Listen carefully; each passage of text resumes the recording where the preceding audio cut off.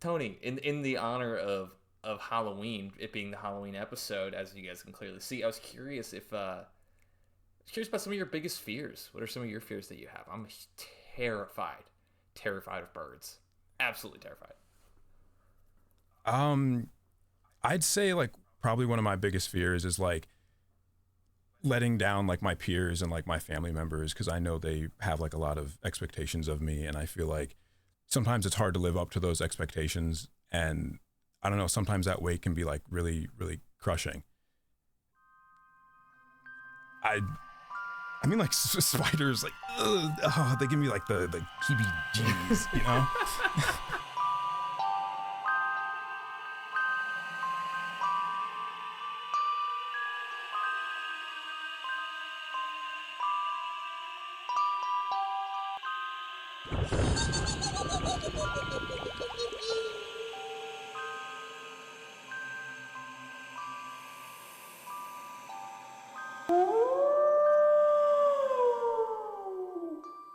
Hells yeah! Welcome back to episode number 33 of 101 The Goob. I'm your host, Matthew Mosman, here for Halloween.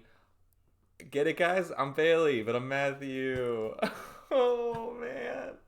Oh, Oh, you. I'm silly. And today we're sponsored by the Philadelphia Phillies and my powder blues that I wear all the time. No, Yeah. no, we're And I'm not. gonna drink soda and burp all episode. No. Yes, yay! That's my So the best part about doing a Matthew impression is that all of them are accurate because you know how you can wrap it up. You can say, "What if I talked like that?"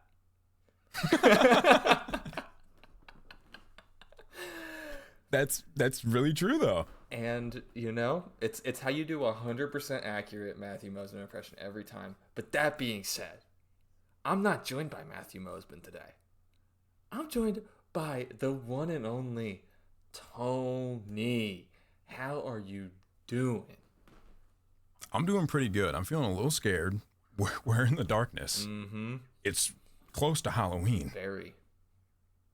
I heard Halloween's on Friday the 13th this year. I don't think so. You're pretty close. I heard that. Okay. I heard that it's going to be a full moon. All the planets are going to align. We might be fucked. Oh no. Should I be scared? Should I be more scared than I am? Nah. Okay. Nah. I wish Superman will get him. All right. Yeah, I heard the most recent Superman movie. He's woke now. That's what I heard. I heard that the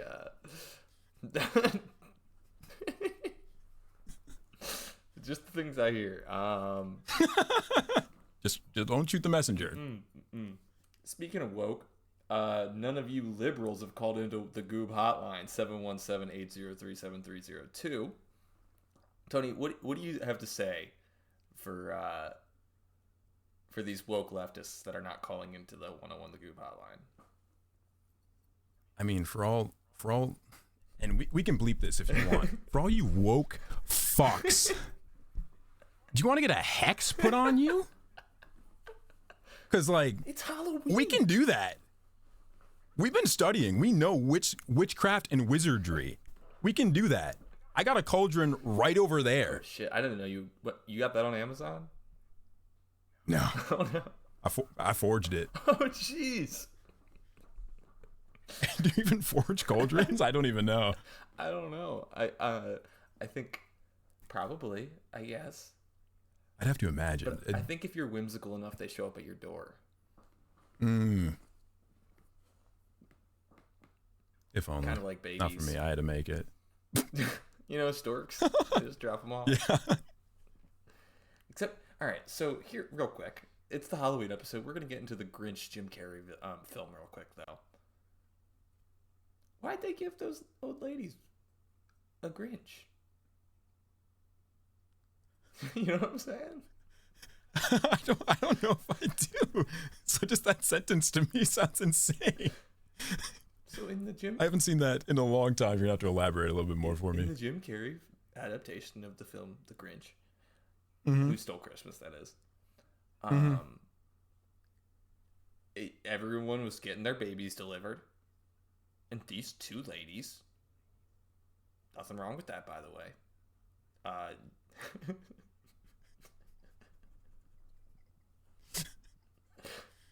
They got a Grinch. And I don't know if it was like a subscription service that they signed up for. And then they were like, I guess it would be too much of a hassle to return it.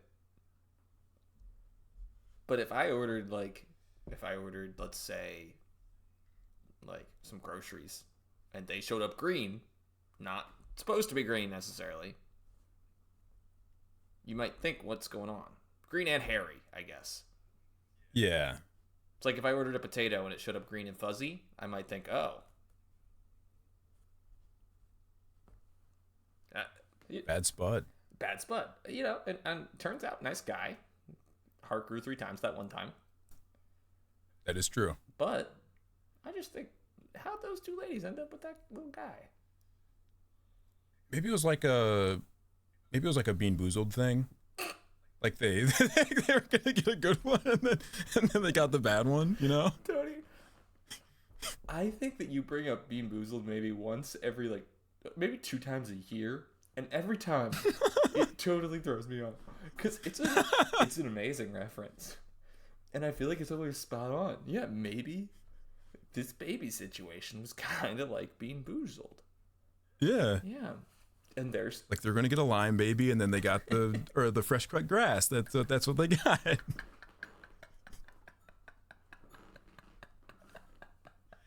I don't know, or maybe it's because they were woke. The 2 ladies. It's like getting coal. Yeah. Oh jeez. Woke is good. Woke is good. We love woke. We love woke. Matthew's gone for 1 episode and things just go off the rails, man. I feel like I can really let loose because if I let loose with Matthew on, I feel like we're opening up some like you'll keep me in the rails a little bit. I like this. I like to switch up a little bit. Then Matthew, he'll yes and no matter what. You'll accuse him of something, he'll go, so what? As if. What if I did? What if I talked like that? Oh man, this is so much fun, Tony. Follow R2P3 on YouTube. They're linked in the top of the description. There are boys, there are dogs, there are the men themselves talking about football. We don't know shit about football over here. I know a lot about football. Colts are goated. But just check them out. Top of the description down there. Yeah, show them some love. I mean, it'd be an honor to edit that music video that Matthew's gonna do once we hit 1,000. Oh, it'll happen. I mean, yeah. That's gonna be all time legendary. I think that'll be something maybe we work on when I see you soon. Maybe we all work on that, and that just gets released when we hit the goal. You know what I'm saying? Yeah. I cannot wait for that either.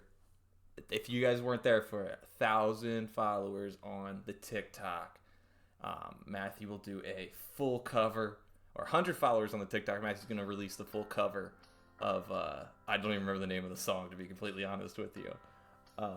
It was something by Sam Smith. I think so. Was it? I genuinely... You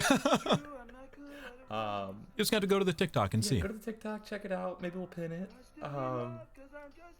1,000 followers on the TikTok though, and we do a full music video, theatrical music video for that cover. Then, great call out there, Tony. Great call out there.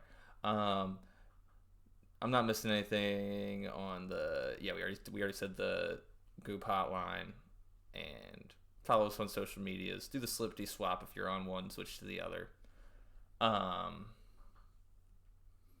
Yeah, but I understand, Tony, that you maybe had a scary story or a couple to lead us off here. Oh yeah. For the wonderful Halloween episode we got going on with the mysterious lights. If you don't see our video right now, we got videos on Spotify and YouTube. Check it out. Pop in real quick and look at this.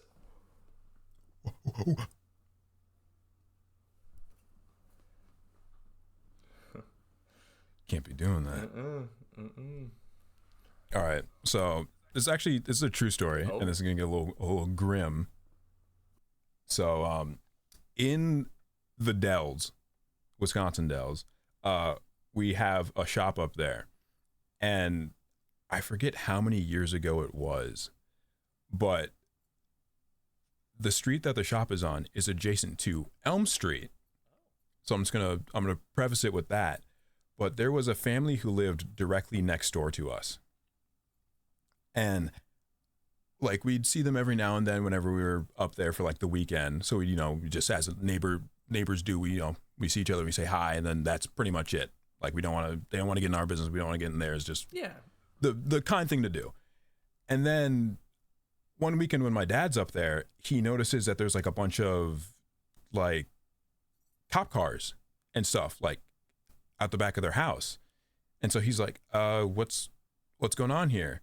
And then the weekend's over and he still sees through like the Ring camera that there's like a lot of motion going on back there.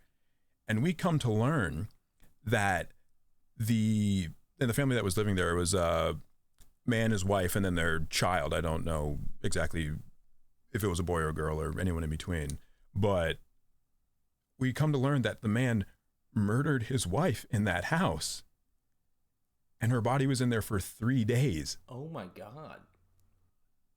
And then, so obviously the man went to prison. The child went to Child Protective Services because obviously I don't think they had any family members, because I think all their family was like from out of the country or somewhere. Yeah. But that guy was in prison for a while, and then he ends up killing himself in prison. And so we're just like, okay, we live next to a murder house now. Yeah. On Elm Street. And yeah. And it was funny because in March, me and a couple of friends, we went up there to celebrate someone's birthday. And so we're having a good time. We're drinking that good stuff. We're drinking moonshine, Dirty by the Sand. way. Yeah, that stuff that'll make you see Bigfoot and then Jesus in that order. And so and they didn't know about this story. So like we're all going to bed, and I'm like, hey guys, I gotta tell you something. You see that house right there? I'm like, yeah. And I told them like the whole story. I'm like, all right, good night. And then I like shut my door and just let them just process that. And I'm like, okay, guys, don't worry about it. It's nothing. If you hear creaks on that side of the house, it's probably something, but who knows? That's unreal. I have a sort of similar story if you're interested in hearing. Oh. So this takes a little bit of backstory, and I feel like I'll kind of give away the twist a little bit, unfortunately, in explaining the backstory. But back when I was a young lad, I used to really enjoy investigation, discovery, murder documentaries. I was addicted to them. Me and my mom watched them all the time. We watched them nonstop, right? And that would lead to my mom telling me the story about the time that a girl from her high school had murdered another girl at their high school. A girl and her boyfriend killed a fellow student. Really, really disgusting stuff. Lured him over into their apartment, and the boyfriend and the girl just killed a completely innocent person. A very disgusting story. So I don't want that to be misconstrued by any means. But my mom would show me the signature in her yearbook that she had from the girl that killed somebody, and like, oh, blah blah blah, like, have a great summer, like, and I remember that so clearly. And I'm no longer in Lancaster, Pennsylvania, but I was from Lancaster, Pennsylvania, and so obviously this happened in Lancaster, Pennsylvania, and I'm about a year into living at the place I had lived at before this place, and I put two and two together. The apartment complex that I'm currently living at is the exact same apartment complex that the girl who I've been told that story millions and millions of times about had been murdered in the exact same apartment complex that I Oh my was God. currently living in. And it's just like 20 years later, I'm like having this, like, I've heard this story so many times before, and now I'm not in the exact building, obviously, but like, Yeah, but you're in the same in the area. And it was just very cool. I mean, not very cool, but very like, a strange It's moment for me a little bit. Like, why am I yeah, here now? What led me to this moment? And I'll never know, you know. But yeah, uh, it is strange, and I don't know what led me to even search to find out that that was the place. But then I did some research, and I was like, oh yeah, this is it. I just like I feel like I heard the story in my head, or like I remembered it, and I was like, I should probably look up which apartment complex that is. yeah. Um, yeah, no, it's really It's cool. very I'll interesting. have to show you the article sometime, Tony. I'm not gonna really solve it just because of exact locations and whatnot, but Yeah, yeah, yeah. um, Yeah, that's crazy. yeah. That reminds me of I think a couple years ago. I shouldn't say a couple. It was like a decade ago or something. Because obviously we all know Slender Man, Hmm. uh, and I know Slender Man is based in Wisconsin. Oh, And for some reason, these two girls, I know this was like nationwide news, they decided Slenderman, he's controlling us or he's telling us what to do. So they brought this one girl, like two girls brought this one girl out to the woods, and then they stabbed her like 46 times oh, or something. Like a lot, a lot. And they're like, Slenderman told us to do it. Like he's in here. But that girl who got stabbed 46 times, she was a trooper because she lived, and I think she's still alive to this what? day. But I remember hearing about that because it had to have been like 2010, 2011, like when Slenderman was like really popping off. Yeah. And so yeah, I don't know what was up with those girls. I don't know if I'm assuming they went to juvie or something. I don't know if they were too young to be tried like as full adults, but When you get into premeditated yeah, stuff like that, especially its teenage ages, they can end up getting tried as adults. It all depends. It all depends, obviously. yeah, But, oh, geez, I've never heard of that story. That's crazy. That was by you. yeah. Like I don't know if it was necessarily near me, maybe like a couple cities over, but I remember hearing about it like a lot because like it's just in the state. And I don't know. There's a lot of crazy stuff that happens here, but that was definitely like one of the stories that I remember hearing about, or like that stuck with me the most. Because obviously, with our love of video games, I'm like, oh, I know Slenderman, and then to hear how it affects certain people, I'm like, oh no, this isn't bad for people, or this isn't a good look for people who play video games. When they're like, he told us to do it. He's in our brain. He told us to stab that girl so many times, and I'm like, no, he didn't. He didn't say that. That's oh god. That reminds me of the do you remember when there was just like people dressing up as clowns for a while? Oh yeah, and what was it, Yeah, like 2016? 2016. That was weird. I never had any experiences with any of them, obviously. I don't know anyone that really did. I think by the time it got like spread around, it was more of just saying that there was a clown was enough to freak people out. Yeah. And like I remember in our high school, I think it was like second period, maybe like 9 a.m. Like they had to say over the loudspeaker, like if you show up in a clown costume to freak people out, you are getting a out of school suspension. Yeah, that makes sense. Because I think there was like an outside walkway to where you could like cut through the school to get to like the other side of the school. And for some reason, someone at 8 a.m. was like, there's a clown in there. And so everyone started freaking out. And they're like, and all the teachers and like the principal was like, no, there isn't. If there is, whoever it is, you're fucked pretty much for causing like a panic at our school. They were on that loudspeaker for like 5 minutes saying like, there's nothing wrong. Everything's fine. Shut up and learn pretty much. Oh, that was a crazy time. Yeah, that was such a weird time in life, and it feels like things just kind of went haywire. That I feel like that specific portion of time was like a test, and we failed, and Yeah, and they're just like, okay, well, we're going down. And everyone has like a certain like time in their life where it feels like things changed. But I just feel like for a lot of folk, Trump getting elected for the first time was kind of the period on a very, very strange like 8 months that led up to that entire experience, and then that was like, Yeah. because I mean, it was a lot of the media, bam, bam, bam. It kind of, I don't know. I feel like a lot of everything. It feels like everything changed in that moment. And I know obviously I was 16 years old, so I'm gonna feel like the world changes around me. It's a weird. It's weird. We grew up in a strange time, as everyone did. Yeah. But yeah, I don't know. I've been thinking about that a lot recently. I don't know how we got there necessarily, but you said 2016 when you said the clown thing, because I brought up the clown thing. Yeah, that's where we were at. So Outlast scares the absolute Christ out of me. Oh. Yeah, one of my most fond memories of video games ever are myself and my cousin Jordan, who me and him have played video games together our entire lives.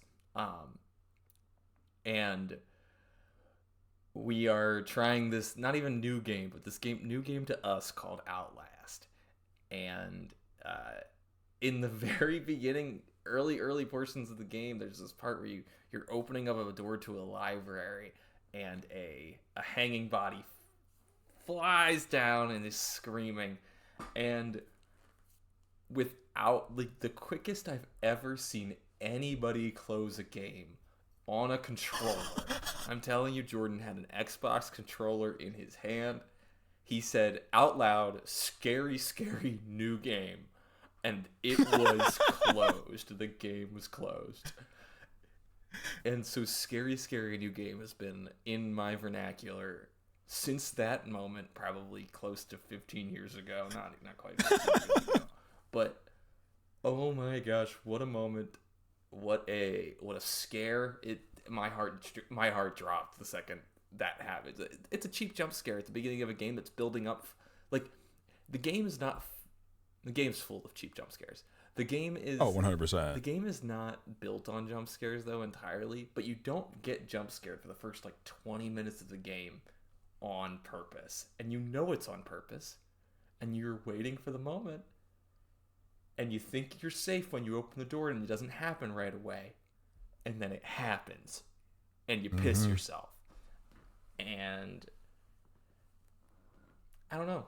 I think I recently watched an interesting YouTube video on how short form content has deteriorated the comedy movie industry.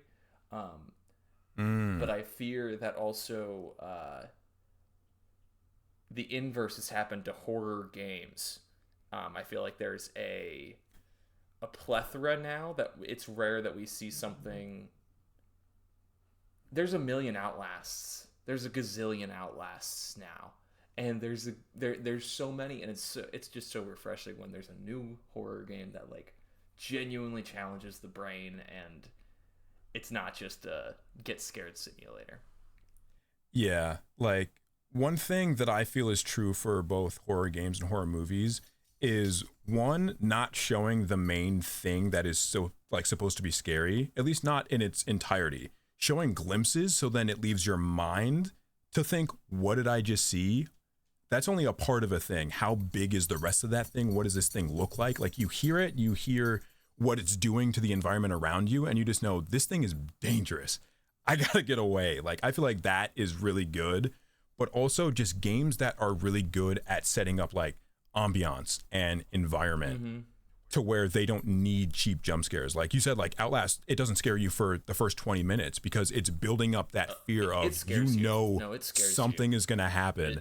Trust me. So you don't know. It scares you during those first 20 minutes still. It's not scare free. It just doesn't jump scare you. It's building up to the jump scare, and you're scared the entire time. Even if you've played it 100 times, you're still scared every time. And that's everybody. That's not just me. That if I were to boot the game up right now, I could tell you exactly how it goes, and I'd be scared just like everybody else would. It's normal. I get that.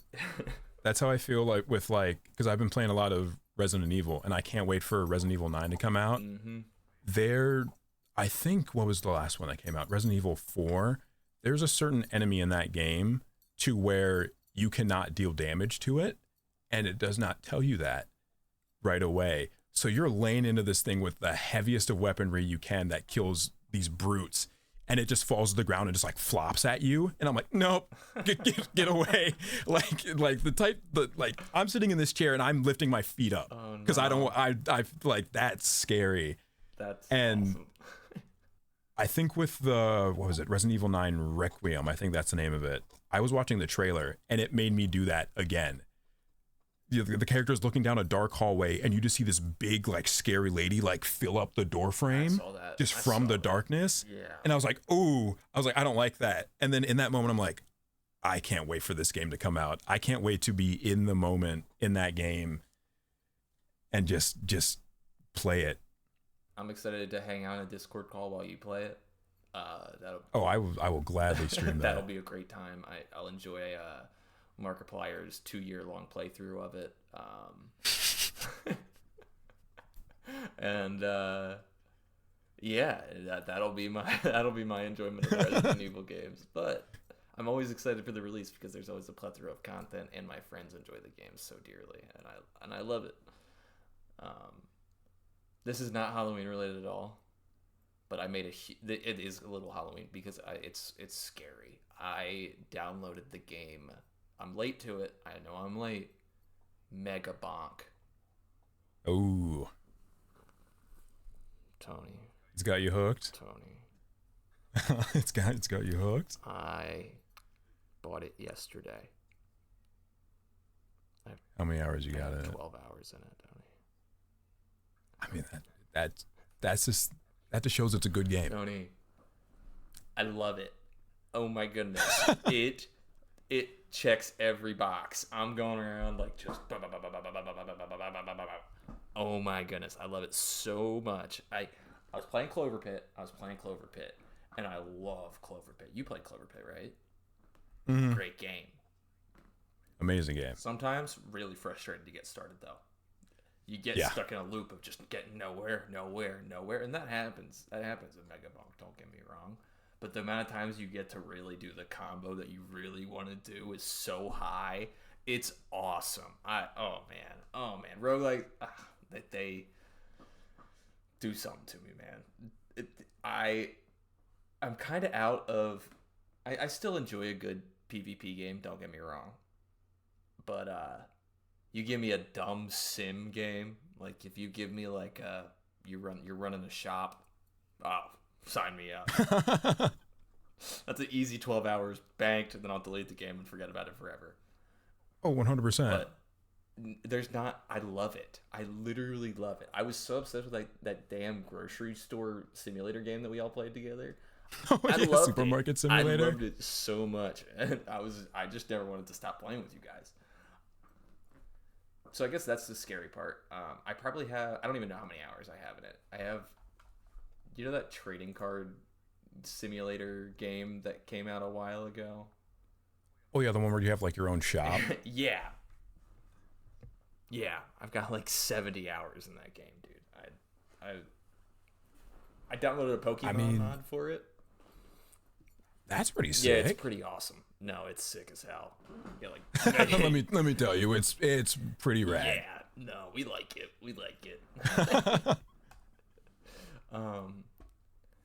Have you been playing the new? You've been playing the new Battlefield though, haven't you? I have, yeah. How's that been? It has been very, very fun. Like I know me and Matt and you, we got like really, really into Black Ops 6. Oh, yeah. And so this year we were like, oh, Battlefield versus COD, like almost every year. And Not even a discussion. yeah, like we played the beta for Battlefield and we're like, this fucks. Like this is really good. And then we saw clips of Black Ops 7 and we're like, ew. That don't look too good. I mean, like, don't get me wrong. I love Call of Duty. It's, you know, one of my favorite, I guess, series of games, I'd say. But I don't know. It just didn't look that fun this year. I mean, I think everyone has said this. It's too soon. I don't need a new Black Ops game still. If I wanted to fire up Black Ops right now, I'm much more inclined to open up 6 than I am to pay for 7. I loved 6. I thought 6 was a good game. Like it's a fantastic game. I don't know if I shared the exact. I don't know if I would say it's like a great. I think it's really good. I think it's a great COD. I think it's a great COD. I will say that much. I do. But again, we hold different. We hold shooters in different regards in our heart, obviously. Yeah. But yeah, I don't know. I thought 6 was fine, and I just think if you would have just done some more quality of life updates as you went on, and some more paid DLC if you really want to make some money on the game, but a full release 7, really, really. Yeah, it definitely felt like this. There's a lot of aspects about 7 that just feel like, oh, we're doing it for fan service and stuff like that. Like, I know season 1 of Battlefield just dropped 2 days ago, I think. And with it, they added a battle royale, which is kind of crazy. I didn't know that was happening. And I think the same day that season 1 dropped, Call of Duty, they were like, hey, free weekend for Black Ops 6. You can play zombies, multiplayer campaign, all for free, all for the weekend. And it just feels like they're like almost like grasping at straws to be like, please come back, please. We know you love Battlefield, but you got to come back. But what if we made it free? Yeah, what if we made it free for 2 days? You guys would love that. Forget about stinky Battlefield. Yeah, like, oh, it's not even good. But yeah, there's just so many things about Black Ops 7 that they just feel like, I know it's definitely tailored more towards controller players this year. I've seen, like, there's a lot of like pros who play on PC that were like, we can't even compete because of auto aim. Like, they're like, we need to pick up a controller to even have a chance of not dying to people playing on controllers. That's frustrating. And then like zombies, I know they brought back like the original 4 like main characters for zombies, and it just feels like you're just doing that so some people are like, they're back, I can't wait to play them again. Which, I mean, like, is cool that they're back, don't get me wrong. I know they got, I think, almost all the original voice actors back to like reprise their roles as the characters, but it's also like, with the zombie storyline, they died for a reason. Mm-hmm. And like that reason was good, but then everything after Cold War, it just kind of felt like they didn't know excuse me, they didn't know how to like fully wrap up that story, because they're like, we want to keep making zombies, people love the story of it, and so they're like, we gotta make something up. Exactly. But I don't know, maybe it'll be a fantastic game, and maybe I'll get it. Probably not though. We'll see. I mean, yeah, I think it's a little bit right on the nose that we started telling scary stories and then ended up in the biggest horror hellscape of the entire world right now, that is the gaming industry.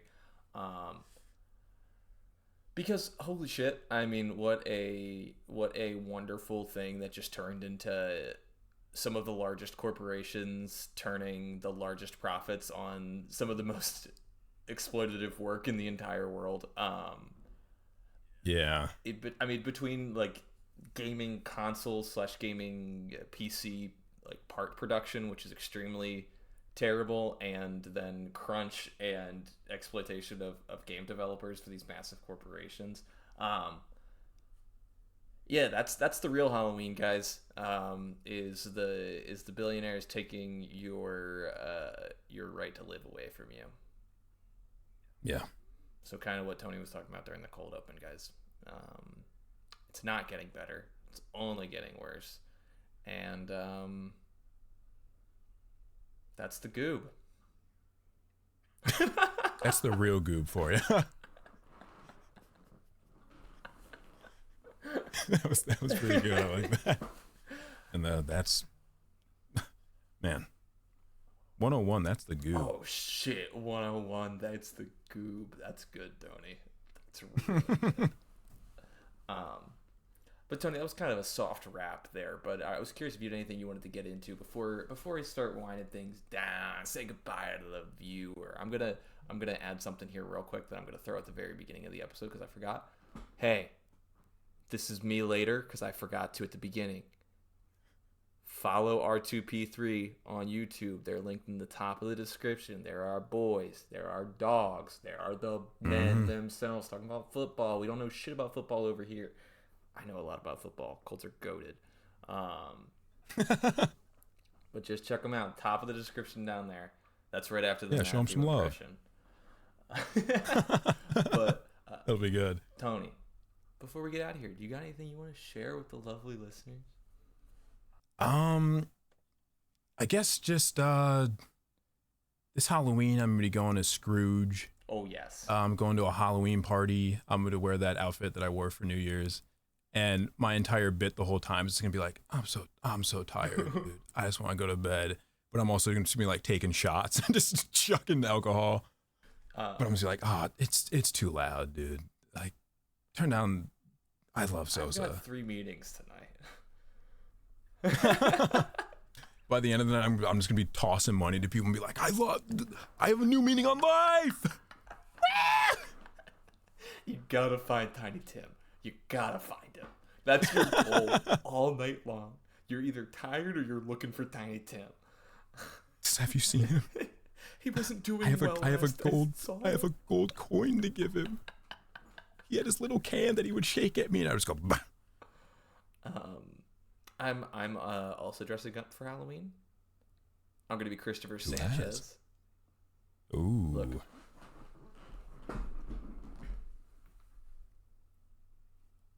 Ooh. Put that in the card. Yeah, that's where I'll be. I'll be Christopher Sanchez. That's pretty sick. Goober of the week is gonna be the R2P3 boys and Tony. Tony, you get an honorary one, but it's actually the R2P3 boys.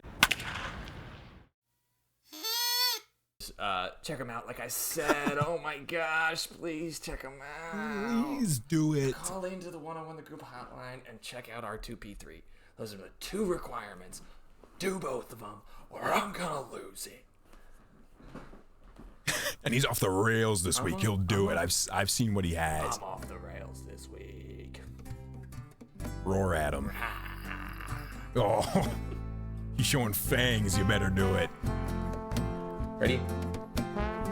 I'm Matthew Mosman. Eat some popcorn. Sit down. Relax. Eat a little bit of popcorn.